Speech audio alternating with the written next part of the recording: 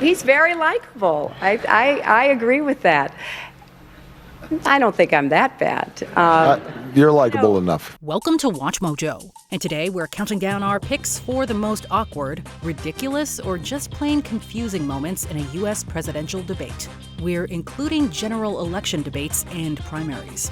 I just won 2 club championships, not even senior. Number 10, we finally beat Medicare. Biden versus Trump 2024.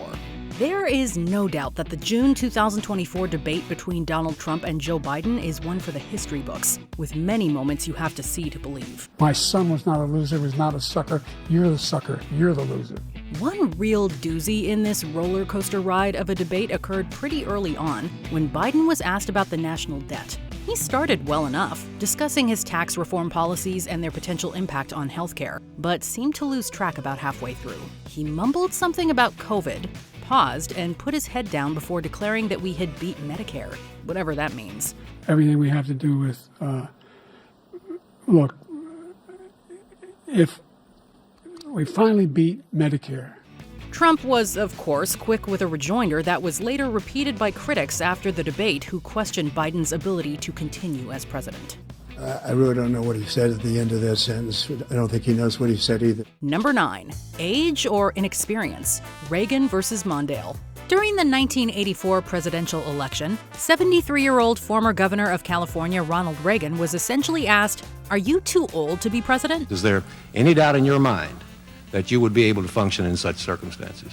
Reagan's response flipped the question around, highlighting his experience and strengths and his opponent's supposed lack thereof. I will not make age an issue of this campaign. I am not going to exploit, for political purposes, my opponent's youth and inexperience.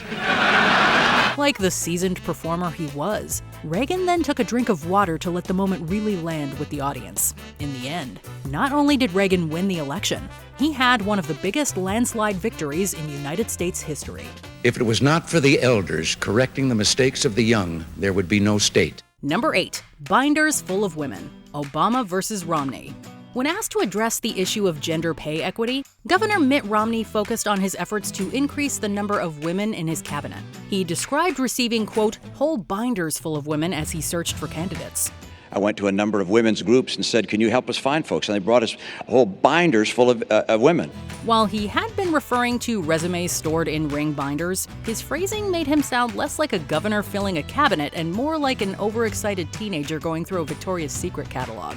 The phrase garnered massive attention and quickly became an internet joke, with Obama referencing it on the campaign trail. I've got to tell you, we don't have to collect a bunch of binders to find qualified, talented, driven young women ready to learn and teach in these fields right now.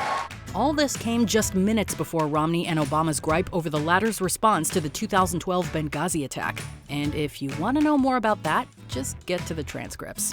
I want to make sure we get that for the record, because it took the president 14 days before he called the attack in Benghazi an act of terror. Get the transcript. Number 7, what are these Soviets of which you speak? Carter versus Ford. An important ingredient for having a successful debate is getting your facts straight and your ducks in a row, a lesson Gerald Ford learned the hard way.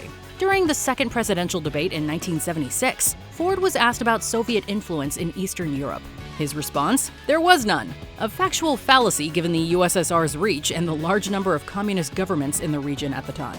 There is no Soviet domination of Eastern Europe, and there never will be under a Ford administration.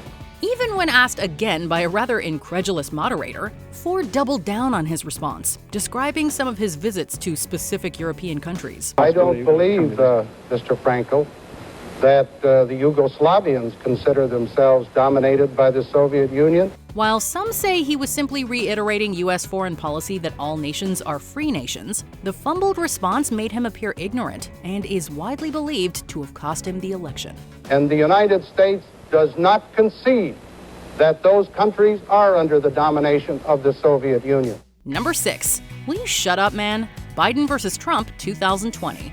4 years before the aforementioned Medicare debate gaffe, Joe Biden was a presidential candidate trying to encourage people to vote. The fact of the matter is, I beat Bernie Sanders. Not by much. It was a job made infinitely harder by Donald Trump's consistent interruptions. While Biden initially tried to ignore the buzzing, it became too much and he clapped back, eventually yelling at Trump to shut up. Just this radical left. Will you shut up, man? Listen, who is on your list? The duo then started to argue over each other as the debate devolved into chaos, forcing Chris Wallace to go from moderator to kindergarten teacher in an attempt to restore order. That was really a productive segment, wasn't it?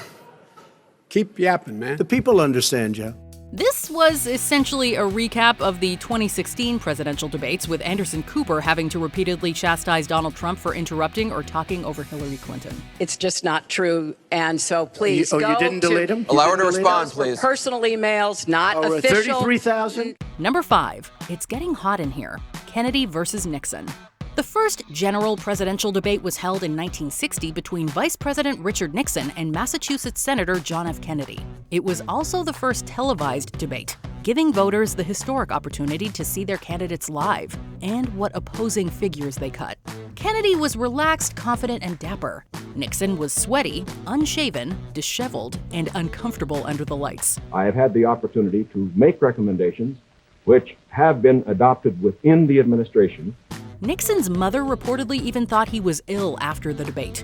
Interestingly enough, voters who only heard the debate on the radio without seeing the candidates actually favored Nixon, demonstrating the importance of good stage presence. The president only makes the decisions.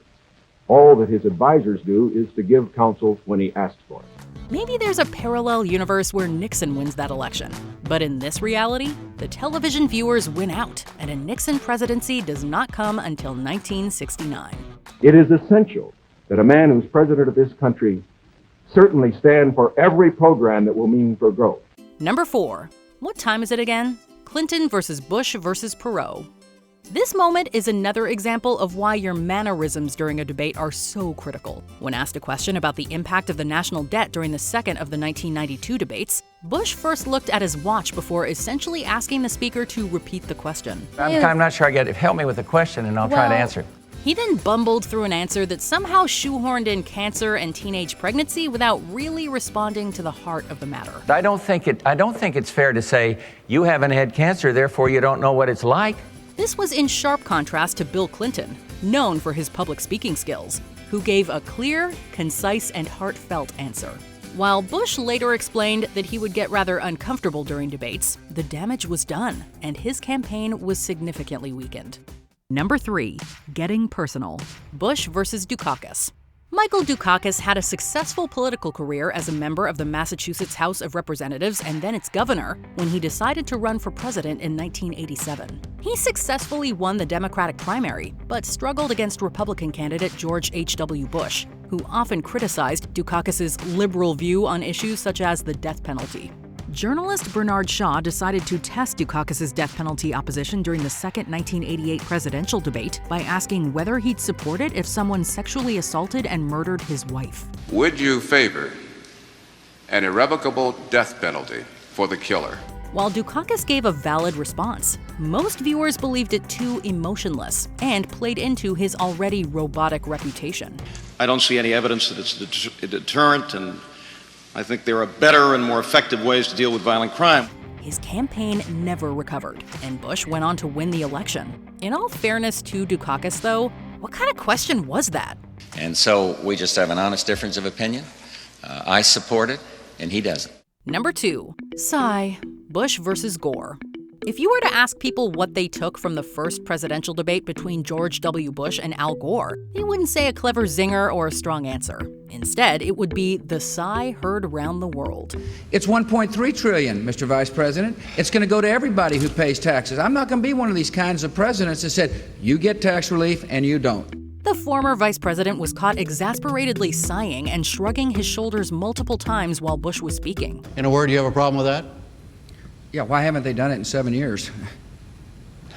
The moment was heavily parodied by talk and comedy shows, and capitalized on by the Bush campaign with their Sighs and Lies ad campaign. Gore managed to keep the sighs in a lockbox after that, and perform more strongly in future debates, but it was too little too late. After all, we all know which of these two men became the president.